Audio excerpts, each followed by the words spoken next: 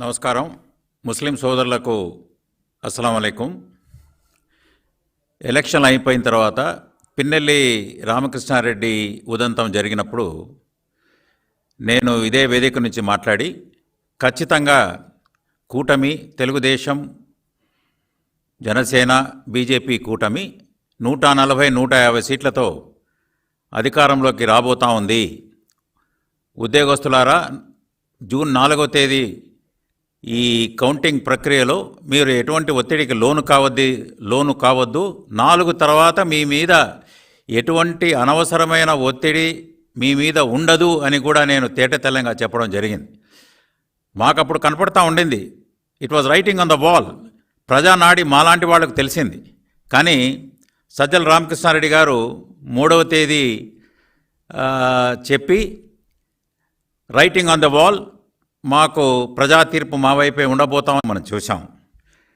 జగన్మోహన్ రెడ్డి గారు ఇప్పుడు 4వ తేదీ మనం గమనించాం ఆయన మాట్లాడింది. ఎంతో బేలగా, ఎంతో ఇదిగా ప్రజా తీర్పును ఆమోదించే పరిస్థితిలో ఆయనకు మనసు ఒప్పక, ఆయన ఏం జరిగిందో తెలియదు, అనుమానాలు ఉన్నాయి, ఆధారాలు లేవు.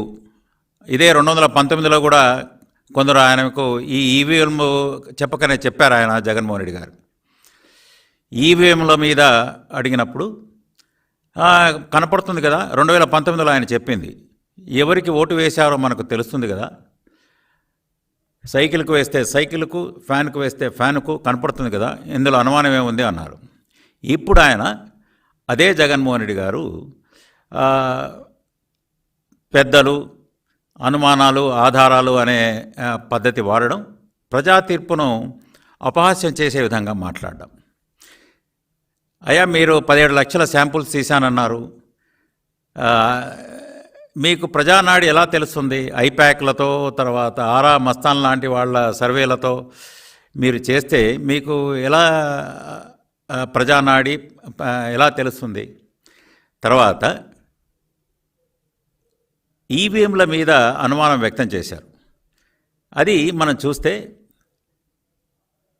ఈసారి నేషనల్ లెవెల్లో ఈ ఆరా మస్తాన్ లాగానే చాలామంది బీజేపీకి స్పష్టమైన 300 అని ఒకరు, 350 అని ఒకరు, 400 అని ఒకరు చెప్పారు. కానీ 240 బీజేపీకి రావడం, మ్యాజిక్ ఫిగర్ 273 కంటే వాళ్ళకు తక్కువ రావడం కూడా మనం చూసాం. అది రామ మందిరం ఉన్న చోట ఫైజాబాద్ కాన్స్టిట్యున్సీలోనే బీజేపీ ఓడిపోవడం మనం చూసాం.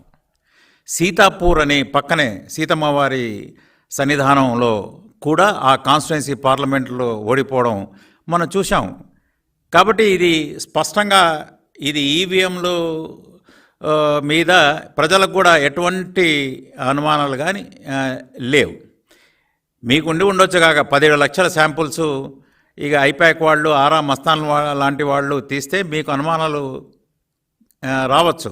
కానీ నేను ఒక సర్వే చూశాను, కేకే అనే ఒక ఆయన క్లియర్గా ఒక విశ్లేషణతో సహా, మీరు దయచేసి జగన్మోహన్ రెడ్డి గారు వాళ్ళ టీము ఎవరైతే చుట్టూ ఉన్నారో అది చాలా చక్కగా, ఆయన కేకే ఎవరో నాకు కూడా తెలియదు, కానీ ఆయన కేవలం మీకు 14 సీట్ల కంటే నేను ఎక్కువ ఇవ్వడానికి తయారుగా లేను వైఎస్ఆర్ కాంగ్రెస్ పార్టీకి అని స్పష్టంగా చెప్పాడు. ఆయన ఆ విశ్లేషణలో ఆయన చెప్పాడు, జగన్మోహన్ రెడ్డి గారు ఎప్పుడు తన ఆఫీసులోనే కూర్చోవడం, ఆఫీసుకే పరిమితం కావడం, తర్వాత ఒక కాన్స్టిట్యున్సీ వదిలేయండి, ఒక జిల్లాలో కూడా ఉండకపోవడం, జిల్లా టూర్లు చేయకపోవడం, జిల్లాలో పోయి పరిస్థితులు తెలుసుకోకపోవడం, ఇక ఎవరిని ప్రజాప్రతినిధులు కలవకపోవడం, ఇలాంటి కారణాలు ఎన్నో చెప్పుకుంటూ వచ్చి ఖచ్చితంగా ఏదైతే ఈయన తోడేళ్ళు అవి ఇవి అన్నారు, దాన్ని ప్రజలు తోడేళ్ళు కాదు, వీళ్ళు శ్రీకృష్ణార్జునులు అని వాళ్ళను ఆశీర్వదించి కూర్చోబెట్టారు. ఇప్పుడు ఈయన ఇంకా అసలు నిన్ననే మంచి ఏవైతే వాగ్దానాలు చేశారో చంద్రబాబు నాయుడు గారు, అది మెగా డిఎస్సి కానివ్వండి, మిగతా టైటిలింగ్ యాక్ట్ రద్దు చేయడం గురించి కానివ్వండి, తర్వాత ఇవన్నీ ఆయన సంతకాలు చేస్తే ఇది ఆయనకు అప్పుడే ఒక శిశుపాలుడి పాలన అనే విధంగా ఆయన మాట్లాడడం, ఇది ప్రజా తీర్పును అపహాస్యం చేస్తూ మాట్లాడడం అది తగదు. మనం చూస్తాం ఒరిస్సాలో ఏ విధంగా నవీన్ పట్నాయక్ గారు వచ్చి ఆయన పంచుకోవడం స్టేజ్ ఇప్పుడు కొత్త ప్రభుత్వంతో ఇలాంటి సాంప్రదాయం రావాలి. జగన్మోహన్ రెడ్డి గారు ఎవరు శిశుపాలుడు ప్రజలు తేల్చేశారు కదా, శిశుపాలుడు మీరు కాబట్టి మిమ్మల్ని ప్రతిపక్ష హోదా కూడా మీకు దక్కనివ్వకుండా ఆయనకు చేశారు.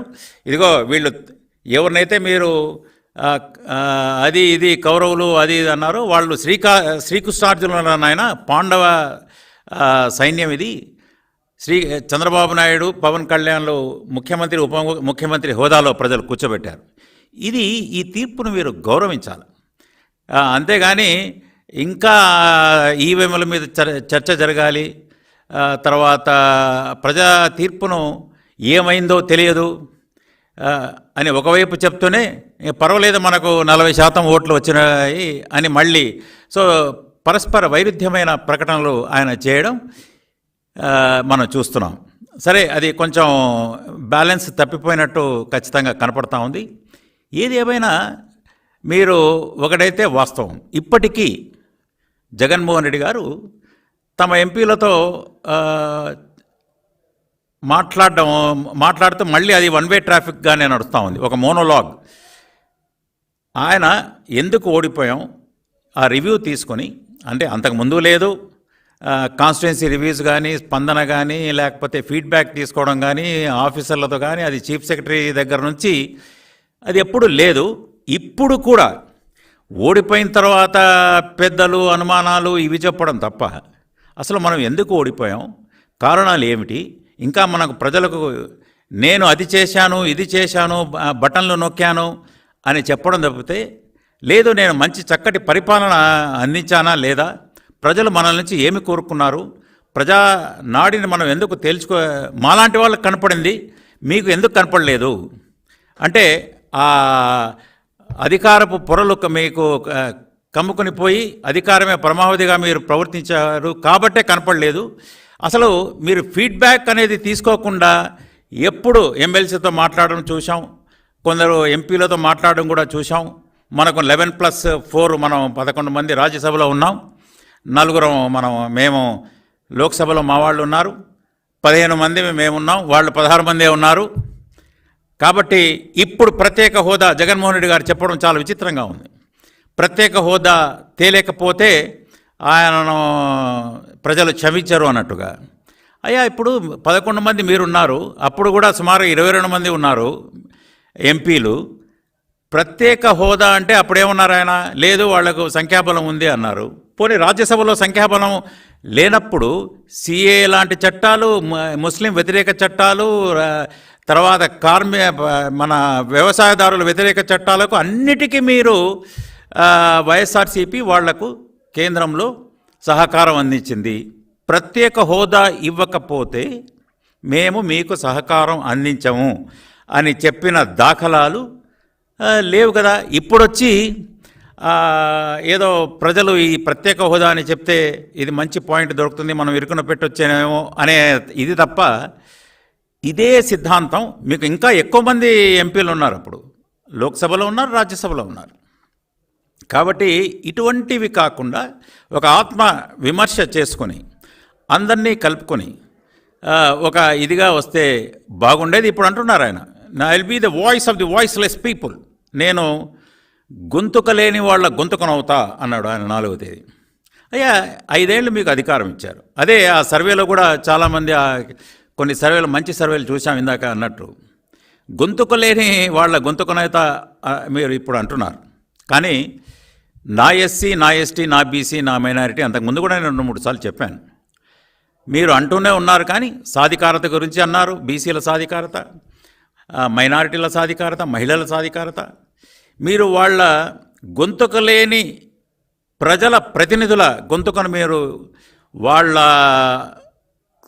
సామాజిక వర్గాల సమస్యలు కానీ, తర్వాత వాళ్ళ కాన్స్టిట్యున్సీ నియోజకవర్గాల సమస్యలు కానీ, మౌలిక సదుపాయాల గురించి నియోజకవర్గాలు కానీ మీరు ఎప్పుడు వాళ్ళ గొంతుకలు మీరు వినలేదు.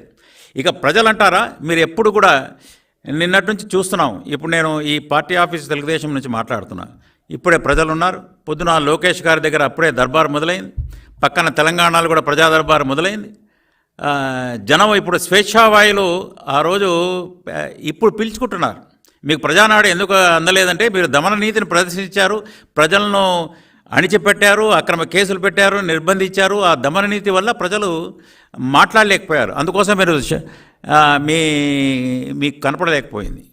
ఇప్పుడు వాయిస్లెస్ పీపుల్ యొక్క గొంతుకను మీరు అప్పుడు విని ఉంటే బాగుండేది, వాళ్ళ ప్రతినిధుల గొంతును విని ఉంటే బాగుండేది, నేరుగా వాళ్ళను కలిసి మీరు విని ఉంటే బాగుండేది. ఖచ్చితంగా మీకు వాస్తవాలు తెలిసి ఉండేవి. మీకు వారసత్వంగా రాజకీయం వచ్చింది. మీరు రాజశేఖర రెడ్డి గారి కొడుకు కాబట్టి, వైఎస్ఆర్ ఇది కాబట్టి కొడుకుగా మిమ్మల్ని గుర్తించారు. మీరు ఒక బిజినెస్ మ్యాన్గా కార్పొరేట్ కల్చర్కు అలవాటు పడ్డారు. చాలామంది చెప్తుంటారు, ఇప్పటికీ చెప్తున్నారు. అప్పుడు కూడా 6 తర్వాత సాయంత్రం మీరు దొరకరు, పొద్దున 10కో వస్తారు. తర్వాత సెక్రటరియట్ లేదు, ఎమ్మెల్యేలు ఎంపీలను కలిసేది లేదు, ఒక సెలెక్ట్ ఫ్యూను తప్ప కలవడం అనేది ప్రజలు ఇప్పటికీ మీ ప్రతినిధులు చెప్తుంటారు, మీ కార్యకర్తలు చెప్తుంటారు. నాలాంటి వాళ్ళు కూడా ఎప్పుడు నేను మిమ్మల్ని కలవలేకపోయా, ఎప్పుడో 2-3 సార్లు తప్ప. అపాయింట్మెంట్ల కోసం రోజులు కాదు నెలలు వేచి ఉండాల్సిన పరిస్థితి. కాబట్టి ఇప్పుడు ఎవరు నమ్మే స్థితిలో లేరు. Voice of the voiceless people మీరు కాలేరు. మీరు ఒక కార్పొరేట్ కల్చర్ నుంచి బయటపడలేని స్థితిలో ఉన్నారు అని మనం తెలియజేసుకుని, మీ దగ్గర రావాలంటేనే ఒక 6 అంచెలు 12 అంచెల భద్రతా వలయాలు ఉండేవి. అది ఇప్పుడు దాన్ని మీరు మార్చాలి. ఇప్పుడు మళ్ళీ అంటున్నారు ఆయన ఇంకొకటి, నాకు సత్వం ఉంది, అంతకుముందు 14 నెలలు పాదయాత్ర చేశాం, ఇప్పుడు నాకు సత్వం ఉంది, నేను తిరగలను. కళ్ళు మూసుకొని తెరిస్తేనే 5 ఏళ్ళు అయిపోతుంది. ఎందుకు కాదు, ఏదైనా కష్టపడితే కదా 5 ఏళ్ళు ఎట్లా పోతాయో తెలిసేది. కష్టం అనేది తెలియదు, ప్రజా సమస్యలు మీకు తెలియవు. నేను బటన్లోనే మీ టైం అంతా అయిపోయింది. కాబట్టి ఈ కార్పొరేట్ కల్చర్కు, మీకు ప్రజలకు మంచి చేసే కల్చర్ మీకు లేదు. అధికారమే పరమావధిగా మీ యొక్క ఈ అపోజిషన్లో ఉన్నప్పుడు, తర్వాత ప్రభుత్వంలో ఉన్నప్పుడు కూడా అదే తంతు మీది కొనసాగింది. ప్రతిపక్షం లేకుండా చేయాలనే మీ యొక్క ఆలోచన అది ఒక రకంగా దుర్మార్గపు ఆలోచన ప్రజాస్వామ్యంలో. ఆఖరి నిమిషంలో ప్రతిపక్ష నాయకుడి మీద కేసులు, ఆఖరి నిమిషంలో ఏదో కేసు పెట్టి ఇబ్బంది పెట్టి అసలు తెలుగుదేశం, జనసేన, బీజేపీ క్యాడర్స్ను కూడా ఒక అయోమయంలో పడేసి అనేది ప్రతిపక్షం లేకుండా చేయాలనే ఇదిని ప్రజలు తిప్పికొట్టారు. ఈరోజు మిమ్మల్ని ప్రతిపక్ష హోదా లేకుండా చేశారు అనే దాన్ని మీరు జీర్ణించుకోవాలా, వాస్తవ స్థితుల్ని గ్రహించాలా. మీరు ఇక ఈ వాస్తవ స్థితుల్లోకి రావాలి. ఇంకా మీరు ఈ 5 ఏళ్ళు అట్లా కళ్ళు మూసుకుంటే గడిచిపోతుంది, ఇంకా వీళ్ళను ఆడిపోసుకోవడం కాదు. మీ వైపు మీ మనసులో మీరు దూరి నేను ఎందుకు ప్రజల యొక్క విశ్వాసాన్ని చూరగొనలేకపోయాను అనేది. ఎప్పుడు కూడా మీ క్యాడర్సు మీరు చెప్పాడంటే చేస్తాడంతే అని. అయ్యా మీకు మీరే బెంచ్ మార్కులు పెట్టుకొని, అసలు మీ బెంచ్ మార్క్ ఏమిటి? 35%, 70%, 80%? ఏం చెప్పారు మీరు? ఇదిగో నేను ఈ 5-6 అంశాలమే చేస్తాను, అమ్మ ఒడి వేశాను అంటారు. ప్రజలకు మీరు ఓట్లు వేసి మిమ్మల్ని గెలిపించింది అంటే మీరు ప్రజలకు మంచి పాలన అందించడానికి. అసలు మీ బాధ్యత అది. స్కూలింగు, వసతి కల్పించడం మీ బాధ్యత. ప్రజలకు సౌకర్యాలు, మెరుగైన ఆసుపత్రి సౌకర్యాలు కల్పించడం మీ బాధ్యత. వ్యవసాయదారులను ఆదుకోవడం మీ బాధ్యత. అనేమంటాడు జగన్మోహన్ రెడ్డి గారు, ఒక 5-6 అంశాలు చెప్పి నేను అమ్మ ఒడి ఇచ్చా, అమ్మ ఒడిలో మీరేమి నాకు విశ్వసనీయత ఉంది అన్నాడు. మీరు ఖచ్చితంగా నేను చెప్తున్నా, ఒక ముస్లింలకు మాత్రమే వాళ్ళ అంశాలు తీసుకుని కొన్ని చెప్పదలుచుకున్నా. ముస్లింలకు కృతజ్ఞతలు కూడా చెప్తున్నా. ఏ వర్గం కూడా మిమ్మల్ని నమ్మలేదు. మైనారిటీలు నమ్ముతారేమో, బీజేపీతో పొత్తు పెట్టుకున్నందుకు నన్ను నమ్ముతారేమో అనుకున్నాడు ఆయన. కానీ ఎందుకు నమ్మలేదంటే ఆయన మాటల్లోనే ఇదిగో దుల్హన్ పథకం మీకు ₹1,00,000 ఇస్తానన్నాడు ఆయన. ఎక్కడ ముస్లింలందరూ నమ్మి ఓటు వేశారు. అప్పుడు 2019లో 50,000 కూడా చంద్రబాబు నాయుడు గారు నేను పదే పదే నా క్యాంపెయిన్లో చెప్పాము, సుమారుగా 200 కోట్లు 40,000 మందికి చంద్రబాబు నాయుడు గారు ఇచ్చారు. పోస్ట్ మెట్రిక్ స్కాలర్షిప్స్ ఇచ్చారు. 4% రిజర్వేషన్ను కాపాడింది కూడా చంద్రబాబు నాయుడు గారు. తర్వాత విదేశీ విద్యను సుమారుగా 600 మంది విద్యార్థులను పంపింది కూడా చంద్రబాబు నాయుడు గారు. ఈయన 36 మందిని కూడా ఇప్పటి వరకు పంపలేకపోయాడు. 10వ తరగతి దుల్హన్ పథకానికి ఇచ్చి మాట తప్పాడు. తర్వాత కేంద్ర పథకం నుంచి రావాల్సిన ముస్లింల మైనారిటీలకు ప్రధానమంత్రి జన్ వికాస్ కార్యక్రమం అని 60% నిధులు 400 కోట్లు వస్తే హాస్టల్స్, పాలిటెక్నిక్స్, తర్వాత రెసిడెన్షియల్ స్కూల్సు, తర్వాత ఇటువంటివి మైనారిటీలు కేవలం 200 కోట్లు 40% రాష్ట్ర వాటా దానికి యాడ్ చేయకుండా ఆ 400 కోట్లు మైనారిటీ స్కూళ్లకు, పాలిటెక్నిక్లకు కావలసిన నిధులను దారి మళ్లించి ఈ పాడుబడిన శిథిలావస్థలో కొన్ని బిల్డింగ్ లేచినా కూడా అలాగే ఉండిపోయిన స్థితి మైనారిటీలకు గ్రహించారు. ఆ ప్రధానమంత్రి జన్ వికాస్ కార్యక్రమం కింద ఉన్న 400 కోట్లు దారి మళ్ళాయి. అదే తెలంగాణలో పక్క రాష్ట్రంలో 100 స్కూళ్ళు మైనారిటీలకు వాళ్ళు పెట్టారు. ఇది నేను ఒక డిపార్ట్మెంట్ మాత్రమే తీసుకున్నా.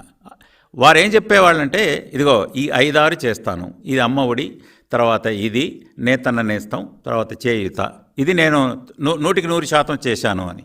అయ్యా మిగతా ఇది చెప్పాను కదా, ఇది చేసేసాను అంటాడు. అయ్యా మిగతావి సర్పంచులు, పంచాయతీలు, నిధులు, తర్వాత రోడ్లు, మౌలిక సదుపాయాలు, నీటి వసతులు, ప్రాజెక్టులు అంటే అవి నేను చెప్పలేదు కదా అంటారేమో మరి. సో మీకు మీరే వీళ్లకు ఈయనకు ఈయనే జగన్మోహన్ రెడ్డి గారు కొన్ని ప్రామాణికాలు ఆయనే పెట్టుకొని చంకలు గుద్దుకునే పరిస్థితి.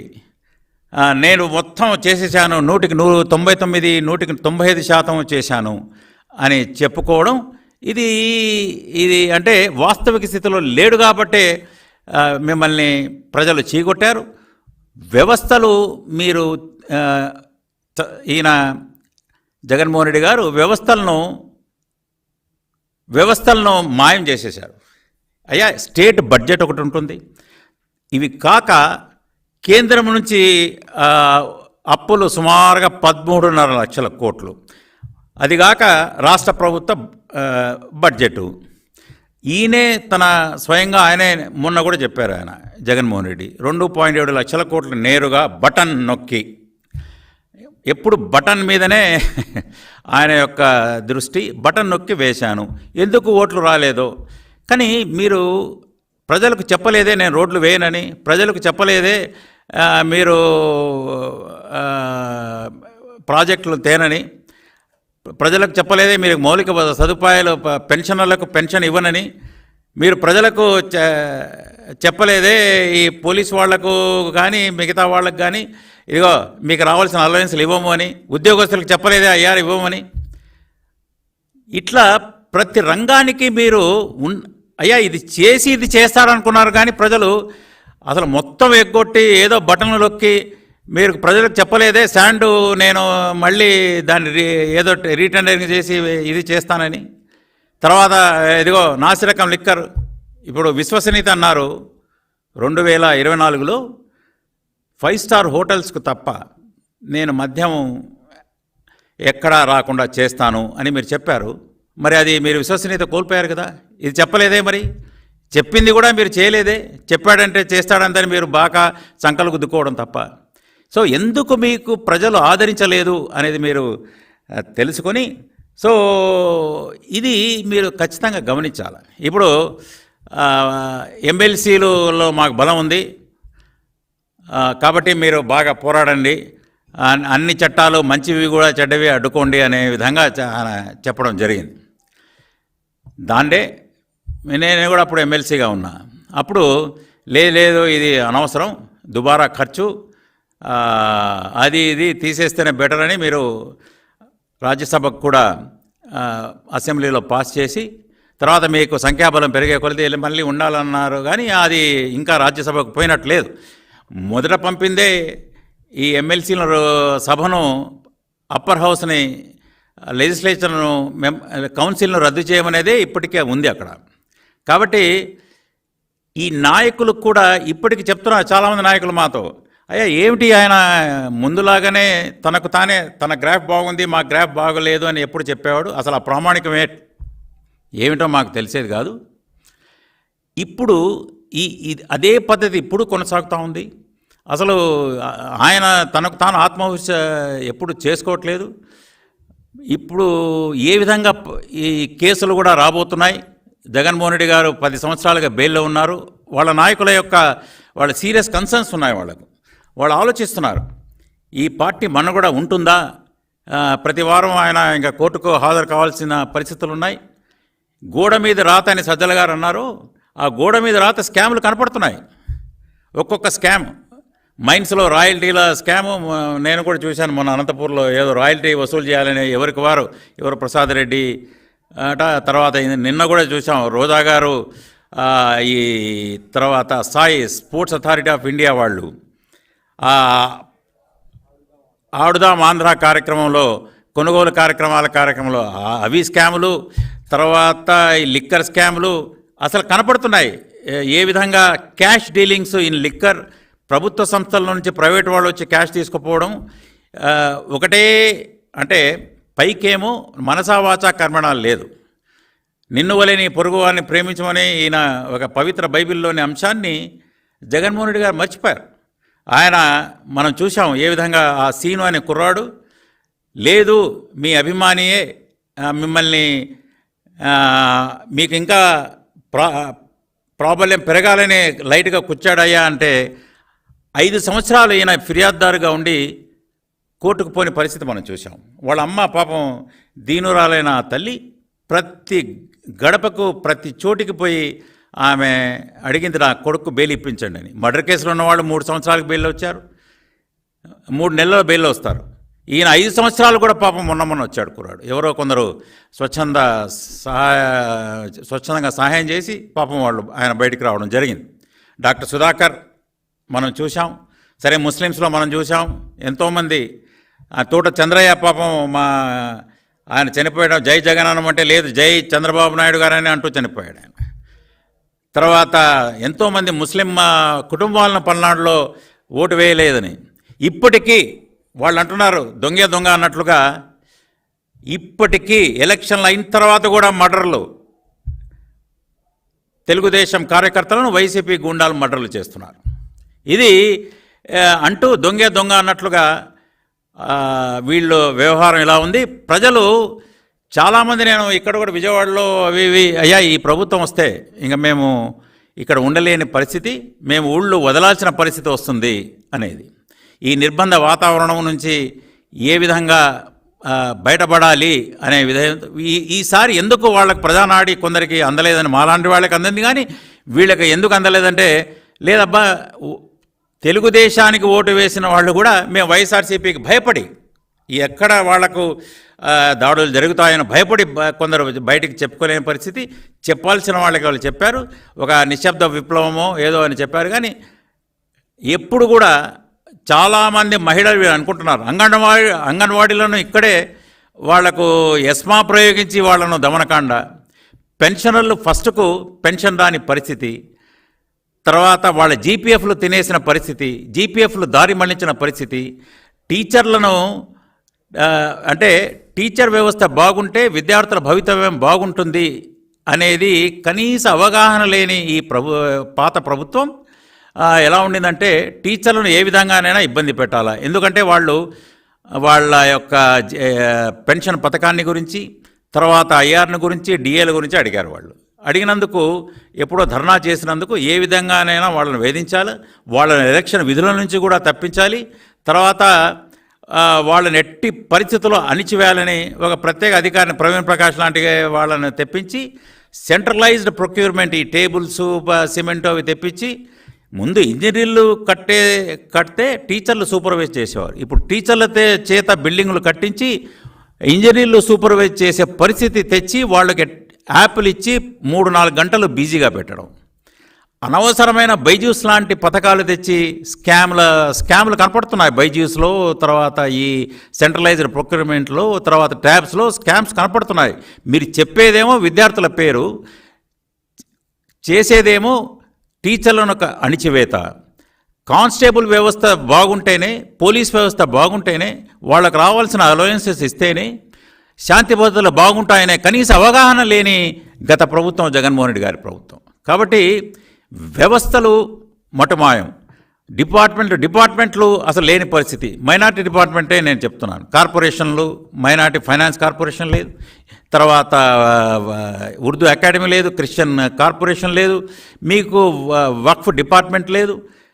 కార్పొరేషన్ల నిధులు, తర్వాత డిపార్ట్మెంట్ల నిధులు, డిపార్ట్మెంట్ల బడ్జెట్లు, సప్లాన్ నిధులు ఇవన్నీ దారి మళ్లించి కేవలం బటన్ అనే విధిగా చెప్పి, తర్వాత స్టేట్ గవర్నమెంట్ యొక్క బడ్జెట్ నిధులు, సెంట్రల్ గవర్నమెంట్ నుంచి తీసుకున్న అప్పులు ఇవన్నీ కేవలం 2.74 లక్షల కోట్లే ప్రజలకు అందితే ఇంకా 10-12 లక్షల కోట్లు అప్పు తెచ్చినవి స్టేట్ బడ్జెట్వి ఎక్కడికి వెళ్ళాయి అనేది ఈ ప్రభుత్వం, చంద్రబాబు నాయుడు గారి ప్రభుత్వం ఖచ్చితంగా దీని మీద దృష్టి పెట్టాలి. మిమ్మల్ని ఏ వర్గం నమ్మలేదు, ఇప్పుడు క్లియర్గా తెలిసిపోతూ ఉంది. మహిళలు నమ్మలేదు, తర్వాత బీసీ వర్గాలు నమ్మలేదు. పేరుకు మాత్రమే మీరు సాధికారత లేకపోతే సామాజిక న్యాయం, పెత్తందారులు వేరే వాళ్ళను తోడేళ్ళు అనడం. కానీ పెత్తందారులు ఉన్నదే ఇప్పుడు మళ్ళీ తిరిగి అదే పెత్తందారులు మీ చుట్టూ ఉన్నారు.